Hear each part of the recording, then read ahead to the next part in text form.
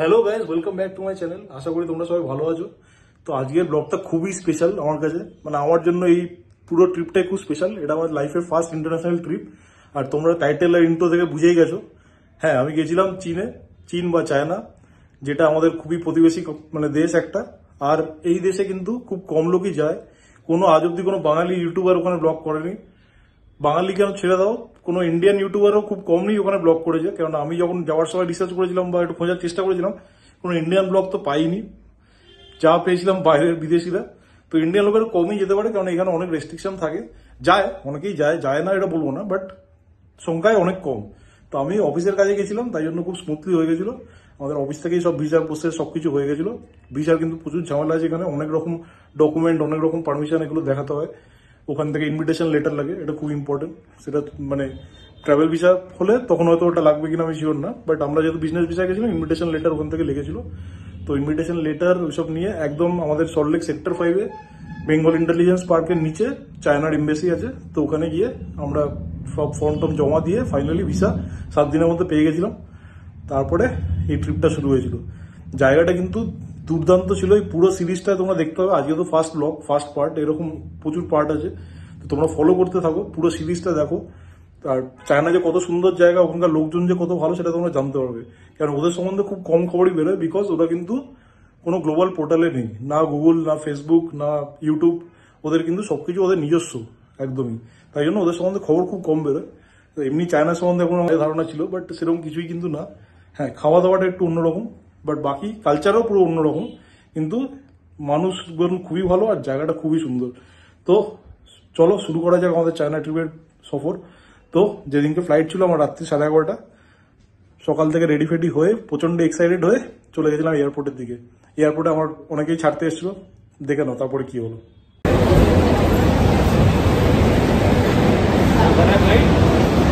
11:10 তো আমরা পৌঁছে গেছি এখন এয়ারপোর্টে, ইন্টারন্যাশনাল এয়ারপোর্ট ফাইনালি পৌঁছে গেছি। এবার এয়ারপোর্টে ঢুকবো, প্রচণ্ড এক্সাইটেড, ফার্স্ট ইন্টারন্যাশনাল ট্রিপ। তো এটাই স্টার্ট। সবাই ছাড়তে এসছে, সুস্মিতার বাবা, অর্জুন, মনু, আমার মা, আর্য, এদিকে বাবু, রাজ, এরা সব এসছে। তো চলো ঢুকে যাই ভেতরে, তারপর আবার দেখাচ্ছি। এরপরে আমরা এয়ারপোর্টে ঢুকে সিকিউরিটি চেক আর ইমিগ্রেশন চেকটা করলাম। ইমিগ্রেশনে বেশি লাইন ছিল না, খুব সিম্পল প্রসেস ছিল, খুব তাড়াতাড়ি হয়ে গেছিলো। তারপর সিকিউরিটি চেকিংয়ের পরে আমরা ভেতরে ঢুকে সোজা চলে গেছিলাম লাউঞ্জের উদ্দেশ্যে। এই ফার্স্ট টাইম ইন্টারন্যাশনাল লাউঞ্জে গেলাম। তো ক্রেডিট কার্ডের অফার ভ্যালিড ছিল, এটা খুব ইম্পর্টেন্ট এটা এয়ারপোর্টে ট্রাভেল করার জন্য। তো ভেতরে ঢুকে বেশ সুন্দর খাবার ছিল, বেশি অপশন ছিল না, আর সব কটা খাবার ভালোও ছিল না, বাট বিরিয়ানি আর চিকেনটা দারুণ ছিল। আর তার সাথে কোল্ড ড্রিঙ্কস নিয়ে মোটামুটি পেট ভরিয়ে নিলাম ফ্লাইটে ওঠার আগে। তো আমাদের প্রথম ফ্লাইট ছিল রাত্রির 11:10 কলকাতা থেকে সিঙ্গাপুরে লে ওভার ছিল প্রায় 4-5 ঘন্টার। তারপরে ওখান থেকে আবার নেক্সট সাংহাইয়ের ফ্লাইট ছিল। আর এই ফ্লাইটটা ছিল সিঙ্গাপুর এয়ারলাইন্সের, দুটো ফ্লাইটই সিঙ্গাপুর এয়ারলাইন্সের ফ্লাইট ছিল। বেশ সুন্দর বিশাল বড় ফ্লাইটটা ছিল, আর মিডিল আইলে সিট পড়েছিল আমার। তো তাই জন্য সাইডের ভিউ কিছু পাইনি। আর সামনে স্ক্রিনে সব রকম অপশানই ছিল, সিনেমা, মুভি, গান সব কিছুই ছিল। আর দিয়ে দিয়েছিল ওদের ফ্লাইট থেকে একটা হেডফোন, যেটা দিয়ে আমরা মুভিগুলো দেখতে পারি। নির্দিষ্ট সময় ফ্লাইটটা ছাড়লো কলকাতা থেকে। এরপর মার্বেলে অ্যান্ডম্যান দেখতে দেখতে ফ্লাইটের ফিল নিতে নিতে এগিয়ে চললাম সিঙ্গাপুরের উদ্দেশ্যে। এরপরে আমাদের ডিনার দিয়ে দিয়েছিল, একটা ব্রেড, একটা দই বড়া, সাথে একটা ব্রাউনি ডেজার্ট হিসেবে, আর কন্টিনেন্টাল মেন কোর্স ছিল, দই ছিল, বিভিন্ন রকম বাটার কিউব, চায়ের আইটেম ছিল, ওয়াইন ছিল। আর যে ননভেজ কন্টিনেন্টাল মেন কোর্সটার মধ্যে চিকেনের একটা বড় piece with veggies and mash potato, দারুণ ছিল। তো খেতে খেতে বেশ সুন্দর ফ্লাইটের জার্নিটা উপভোগ করছিলাম। এখানে একটা খুব মজার জিনিস ছিল, যারা ইন্টারন্যাশনাল ফ্লাইটে ট্রাভেল করো তোমরা নিশ্চয়ই জানবে যে এখানে ফ্লাইটটাকে ট্র্যাক করা যায়। একটা জিপিএস সিস্টেম দিয়ে ফ্লাইটটা এখন কোথা দিয়ে যাচ্ছে, কোন জায়গার উপর দিয়ে যাচ্ছে, সেটা দেখা যায় বিভিন্ন ওয়েতে, মানে বিভিন্ন অ্যাঙ্গেল থেকে দেখা যায়। 3D অ্যাঙ্গেল বা নর্মাল স্ট্রেট লাইনে এক্স্যাক্ট কোন পয়েন্টটার উপরে আছে এটা দেখা যায়। তো এটা বেশ দারুণ ইন্টারেস্টিং লাগলো আমার জন্য। আর আমি যেহেতু ম্যাপ খুব ভালোবাসি, বা ম্যাপ দেখতে বা বিভিন্ন জায়গার মানে লোকেশন দেখতে, যে কোথা দিয়ে যাচ্ছি, কি করছি, সেইটা দেখতে আমার মানে একটা মানে ভাল লাগে। এটা বেশ আমার হবি বলতে পারো তোমরা। তো তাই জন্য আমার দারুণ লাগছিলো এই সিস্টেমটা। তো এটা দেখতে দেখতে বেশ খানিকক্ষণ সময় কাটালাম, আর কাটাতে কাটাতে পৌঁছে গেলাম ফাইনালি সিঙ্গাপুর চাঙ্গি এয়ারপোর্ট। সিঙ্গাপুরের চাঙ্গি ইন্টারন্যাশনাল এয়ারপোর্ট ওয়ার্ল্ডের one of the best airport, প্রচণ্ড সুন্দর, প্রচণ্ড পরিষ্কার একটা এয়ারপোর্ট। সিঙ্গাপুরে আমরা যখন পৌঁছেছিলাম তখন বাজে সকাল 6:45। সিঙ্গাপুরের টাইম ইন্ডিয়ার থেকে 2.5 ঘন্টা এগিয়ে, তাই ইন্ডিয়ার হিসাবে ধরলে তখন রাত 3:15। তো সেই সময় এখানে এয়ারপোর্টে একটা সুন্দর বাটারফ্লাই গার্ডেন ছিল, বাট যেহেতু রাত হয়েছিল সেই সময় বাটারফ্লাইগুলো সব ঘুমিয়েছিল, তাই কিছুই দেখতে পাইনি অন্ধকারের মধ্যে, বাট এটা খুবই সুন্দর ছিল। তো ফেরার সময় অবশ্যই আমরা দেখেছি, তো তোমরা ব্লগটা চ্যানেলটা ফলো করতে থাকো, তো আমরা যখন ফিরবো সেই সময় নিশ্চয়ই তোমাদের দেখাবো। আর সিঙ্গাপুর এয়ারপোর্টটা প্রচণ্ড সুন্দর, এরকম একটা আর্টিফিশিয়াল বাটারফ্লাই গার্ডেন যেখানে ভেতরে বিভিন্ন ভ্যারাইটি অফ বাটারফ্লাই আছে, তাছাড়া আরও অনেক কিছু দেখার মতো আছে, সানফ্লাওয়ার গার্ডেন আছে, ইনফ্যাক্ট একটা ওয়াটারফলও আছে, আর্টিফিশিয়াল ওয়াটারফল। কিন্তু সেটা তোমরা যারা সিঙ্গাপুর ঘুরতে আসবে তারাই দেখতে পারবে, কেননা বাইরে বেরোতে দেয় না, মানে যারা ট্রানজিটের জন্য এখানে ইউজ করছো এই এয়ারপোর্টটা তারা এটা দেখতে পারবে না। তো যাই হোক, এয়ারপোর্টটা বেশ ভালো লাগছিলো। দেখো আর কি কি আছে। তো এখানে একটা স্কাই ট্রেন আছে, স্কাই ট্রেন জিনিসটা কী কী সেটাই আমরা দেখার জন্য এখানে এসেছি। বেসিক্যালি অন্য টার্মিনালে যাওয়ার জন্য এই ট্রেনটা ইউজ হয়। আমাদের মেট্রোর সাথে কতটা সিমিলারিটি আছে সেটা দেখার জন্য আমরা এলাম। এই সামনে যেটা দেখাচ্ছে এটাই স্কাই ট্রেন।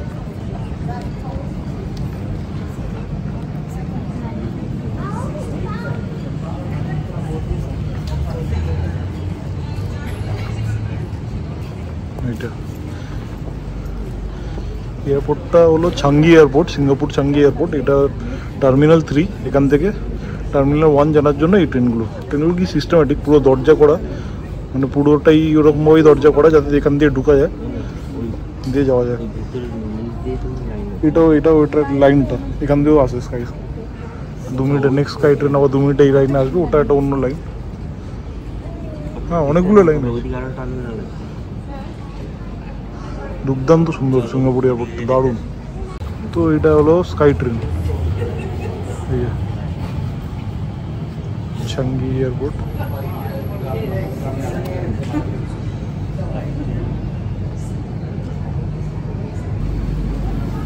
আমাকে আবার নামছে ওই টার্মিনাল থেকে এখানে এলো। এটা টার্মিনাল 2 যাচ্ছে।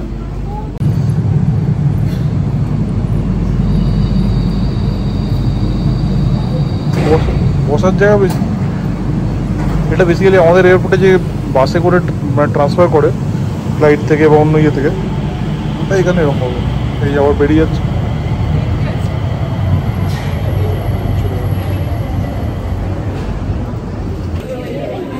তো সিঙ্গাপুর এয়ারপোর্টটা দুর্দান্ত, মানে অসাধারণ সুন্দর এয়ারপোর্ট। এত ভালো এয়ারপোর্ট আমি তো কোনোদিন দেখিনি। আর ইন্টারন্যাশনাল যদিও আমার একটা ফার্স্ট টাইম ট্রাভেল, তো যাই না, মানে এরকম এর থেকে হয়তো বেটার আছে, বাট এটা দেখে দারুণ লাগছে। স্পেশালি বাটারফ্লাই গার্ডেনটা খুবই সুন্দর, বাট যেহেতু এখন টাইম হয়নি, ভোরবেলা আমরা পৌঁছে যেতে বাটারফ্লাই দেখতে পেলাম না। তো চেষ্টা করবো যদি যাওয়ার আগে, চেকিং করার আগে একবার দেখা যায়, না গেলে আর কি করা যাবে। স্কাই ট্রেনটাও দেখলাম, ওটাই ভালো লাগলো বেশ। আর এবার ওভারঅল বিশাল বড় এয়ারপোর্ট, আর খুবই ক্লিন আর বেশ পরিষ্কার, দারুণ এয়ারপোর্ট। এখানে আরও খানিকক্ষণ টাইম স্পেন্ড করে আমরা চেকিং করে নেক্সট ফ্লাইট। তো ওপরে এটা হলো সিঙ্গাপুর ফুড স্ট্রিট, আর এখানে বিভিন্ন দোকান আছে, দারুণ দারুণ দোকান। সামনের দিকে লাউঞ্জও আছে। তো আমাদের মানে কোথা থেকে ছাড়বে সেটা ওখানে কাউন্টারে গিয়ে কথা বলে আবার জানবো, তারপর আস্তে আস্তে চেক ইনটা করবো। বাট জায়গাটা প্রচণ্ড সুন্দর।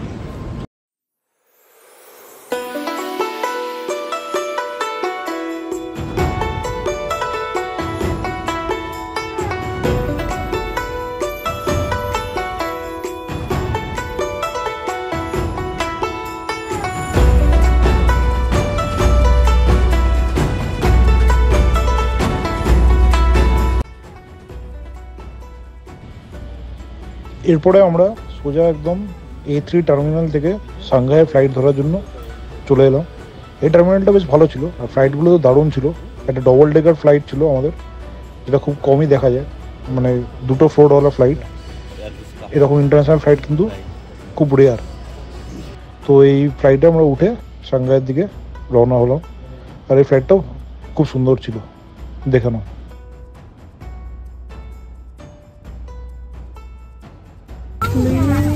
তো এখন উঠে গেছি সাংঘাই যাওয়ার ফ্লাইট। তো এটা হচ্ছে সিঙ্গাপুর থেকে সাংঘাই। চারিদিকে এখানকার লোকজন আছে, তো আলাদা এক্সপিরিয়েন্স, খুব ভালো লাগছে, আলাদাই ফিলিং পুরো। তো এখানে জানলে কিছু দেখার নেই, কেন আমি আইল সিটি পাচ্ছি, উইন্ডো সিট পাচ্ছি না যে কিছু দেখাবো।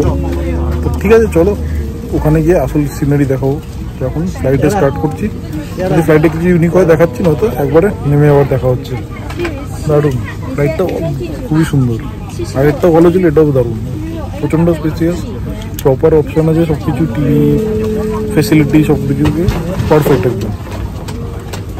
এরপরে আমাদের দিয়েছিল লাঞ্চ, তো তাতে ছিল সসেজ, একটা অমলেট, কিছু ম্যাশ পটেটোস, ভেজিস, একটা বান, একটা ফ্রুট স্যালাড টাইপের দিয়েছিল, মানে স্যালাড ঠিক নয়, কয়েকটা ফ্রুট, প্যাকড ফ্রুট ছিল, ওয়াইন তো ছিলই, একটা ইয়োগার্ট, একটা জলের বোতল, আর যেরকম বাটার টোস্ট এরকম ছোটোখাটো সব ছিল।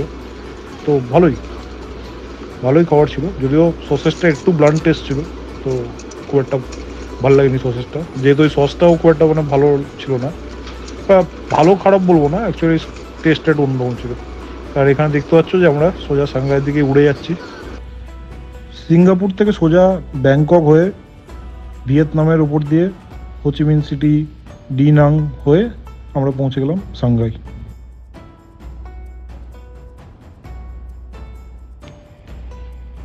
সাংঘাই এয়ারপোর্টটাও সিঙ্গাপুরের মতোই বেশ পরিষ্কার ছিল, কিন্তু একটাই সমস্যা ছিল যে ভাষার সমস্যা, কারণ ওখানে ইংলিশে খুব একটা লেখা ছিল না, তাই একটু বুঝতে সমস্যা হচ্ছিলো। আর যেহেতু একদম আমাদের কোনো নেটওয়ার্ক কিছুই পাইনি, ওয়াইফাইও ছিল না যেটা সিঙ্গাপুরে আমরা পেয়েছিলাম, তাই জন্য একটু ট্রান্সলেটারও ইউজ করতে পারছিলাম না, সিমও ছিল না, তো একটু সমস্যাই হচ্ছিলো। যদিও আমরা জিওতে রোমিং করে নিয়ে গেছিলাম, ইন্টারন্যাশনাল রোমিং, যাতে ওখানে ইউজ করতে পারি, বাট ওখানে নেটওয়ার্কই পাচ্ছিলাম না জিও, যে কোনোভাবে ইউজ করতে পারবো। তো ওখানে কোভিডের একটা প্রোটোকল ছিল, কোভিডের ভ্যাকসিন সার্টিফিকেট থাকুক না থাকুক, অ্যাটলিস্ট একটা ডিক্লারেশন আগে থেকে ওটা ফিল আপ করে চায়না এম্বাসিকে জমা দিতে হয়। তো সেই ডিক্লারেশনটা আমাদের থাকলে সেটা ওখানে একটা স্ক্যান করলে আমাদের টিকিট নাম্বারটা দিয়ে ওই ডিক্লারেশনটা দেখাচ্ছিলো যে অলরেডি আমরা করে দিয়েছি, তারপরে ওরা বেরোতে দিচ্ছিলো। আর অবশ্যই ইমিগ্রেশন তো ছিলই, ইমিগ্রেশনে কিন্তু কলকাতার মতো অতটা স্মুথ ছিল না, এখানে বেশ লাইনও ছিল, সময়ও লেগেছে একটু ভাষা সমস্যার জন্য, অনেকক্ষণ ধরে ফিঙ্গারপ্রিন্ট সব কিছু ম্যাচ করে তারপরে আমরা ফাইনালি বেরিয়েছিলাম। আর আমাদের গাড়ি বলা ছিল, তো সেই গাড়ি এসেছিলো, সেই গাড়ি করে আমরা সোজা রওনা দিলাম উক্সির উদ্দেশ্যে।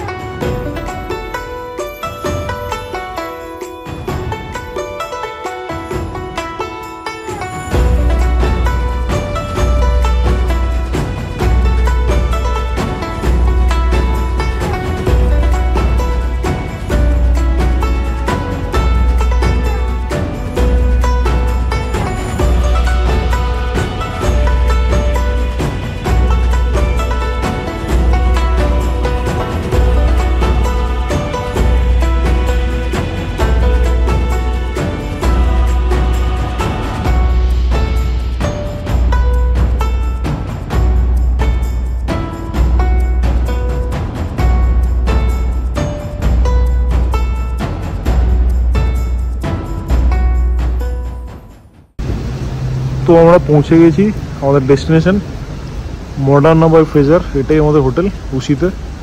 তো এটা হলো উসি ডিস্ট্রিক্ট, এখানে আমাদের গাড়িটা নামেছে। এবার টাকা কীভাবে পেমেন্ট করবো সেটা একটা কনফিউশন আছে, তো সেটা দেখতে হবে, বিকজ আমাদের কাছে ডলার আছে, আর এখানে তো লোকাল কারেন্সিতে পে করতে হবে।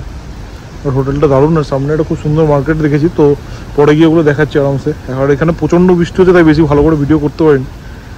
তো পরে এখানে তো আছি এখন কদিন, ভালো করে এই জায়গাগুলো দেখাবো। বাট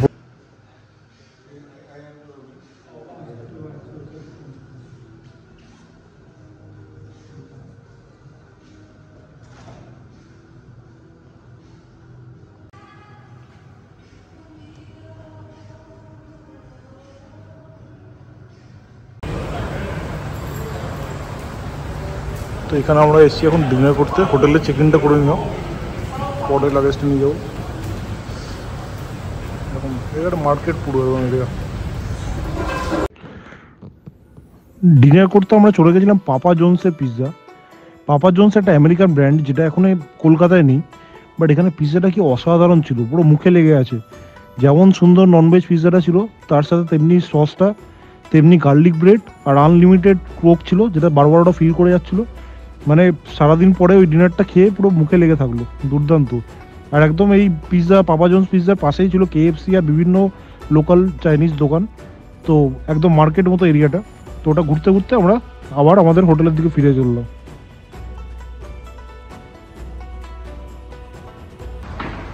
তো এটা হচ্ছে রুহাই, এটা এখানকার সুপার মার্কেট। তো সেটা তখন দেখালাম। তো এটা ভেতরে ঢুকে দেখি কেমন। আর এদিকে চারিদিকে বড় বড় বিশাল অ্যাপার্টমেন্ট আছে, দারুণ হাইফাই সিটিটা, প্রচণ্ড সুন্দর, বেশি লোকজন নেই, পুরো একদম শান্তশিষ্ট সিটি। চলো সুপার মার্কেটটা দেখি কেমন।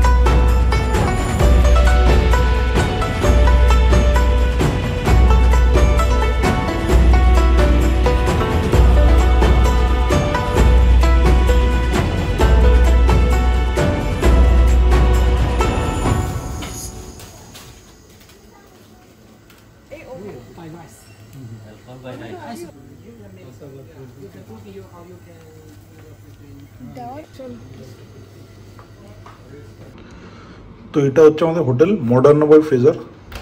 এটা হলো রুম। এই কিউ কার্ডটা দিয়ে হোটেলে এন্টার করতে হয়, লিফটে উঠতে হয় সব কিছু। তো এটা এখানে ঢুকিয়ে দিলে পুরো আলো জ্বলে গেল। এরকম এখানে একটা সুন্দর ক্যাবিনেট টাইপের আছে, ফ্রিজ আছে, মানে একদম প্রপার ফ্রিজ, জিনিসপত্র রাখা যাবে, ঠান্ডাও করা যাবে, মানে বরফ করার ব্যবস্থা আছে, ফ্রিজারও আছে। এটা হলো রান্নার জায়গা, এটা রান্নার বেসিন। এটা হলো ইন্ডাকশান, কুকিং ইন্ডাকশান। এটা মাইক্রোওয়েভ এখানে, প্লাস এখানে সব বিভিন্ন ইউটেন্সিল আছে। এই যে ফর্ক, রান্না করার হাতা, খুন্তি, কী আছে জানি না, এগুলো সব এখানে। রান্নার প্যান ফ্যান আছে এখানে। এটা হলো চিমনিটা। এবার মেন হচ্ছে যেগুলো আমরা রাইস বা ডাল করার জন্য যেগুলো ইউজ করতে পারি সেগুলো দেখতে হবে, সেগুলো কোথায় আছে।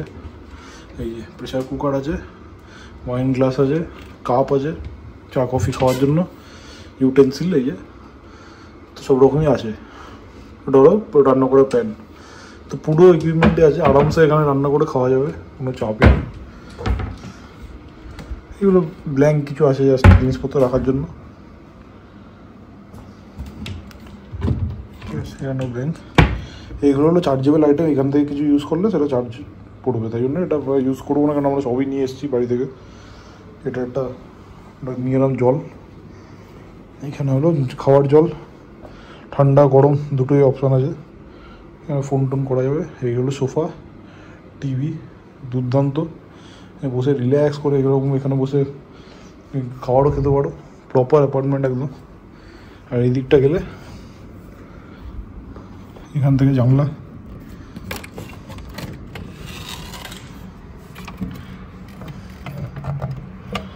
এই যে এখান থেকে পুরো শহরের ভিউটা দারুণ দারুণ সুন্দর সাজানো গোছানো শহর, বেশ ভালো লাগছে আমার। এবার মেন বাথরুমটা দেখি। বাথরুমটাও দারুণ, যেরকম বেসিন আছে, এত বড় একটা মিরর আছে। লাইটটা কোথায় আছে দেখতে হবে, যাই হোক। আর এখানে এরকম মানে চান করার জায়গাটা পুরো কাঁচা দিয়ে ঘেরা। এখানে এমনি ওয়ার্ডরোব আছে জিনিসপত্র রাখার জন্য, সব কিছু আরামসে এখানে রাখা যাবে। আয়রন আছে, লকার আছে যে কোনো দামি জিনিস রাখার জন্য, আর বিভিন্ন মানে অর্গানাইজার টাইপের আছে, ছাতা আছে বৃষ্টি পড়লে। আর এটা হলো মেন বেডরুমটা, দুর্দান্ত। ছোটো ছোটো আলো আছে, টিভি আছে, আবার একটা বসার জায়গা আছে, আর এত বড় একটা বেড, দারুণ বেড। একটা নাইট ল্যাম্পও আছে, খুবই ভালো। এসিটাও আছে, চাইলে এসি চালিয়ে দিলে ঠান্ডা হয়ে যাবে পুরো রুমটা। একটু গরম আছে কেন ওয়েদার, বাট কলকাতার মতো অতটা বেশি না, আবার খুব কমও না। আর এখান দিয়ে আবার এরকম সেম জানলার ভিউ।